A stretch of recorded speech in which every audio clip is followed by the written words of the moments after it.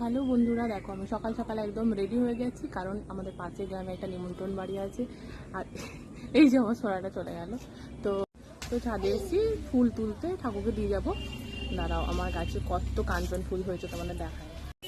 তো এই যে আমার কাঞ্চন দেখো কত হয়েছে, কত সুন্দর, একদম জল পড়ে এত সুন্দর লাগছে পাতাগুলোকে। এই দেখো, এই দেখো কত সুন্দর লাগছে না?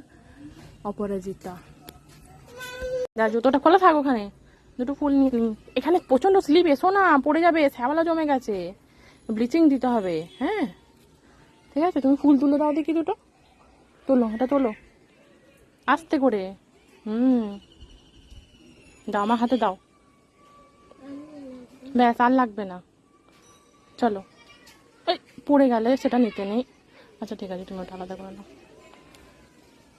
চলো, তো টাটা বন্ধুরা, সবাই ভালো থেকো, এটাই প্রার্থনা করি। আরে আমি কি করতে পারি তোমাদের জন্য বলো? ভালো থেকো, সুখে থেকো। আমার রজনীগন্ধা ফুটেছে দেখবে, এই দেখো। কিন্তু এটা তুলবো না, এটা থাক, একটা শুধু তুলবো ঠাকুরের জন্য, এটা থাক। দেখ শোনা, রজনীগন্ধা দেখ। এটা মামার বাড়ি থেকে নিয়ে এসেছিলাম, মা দিয়েছিল গাছটা।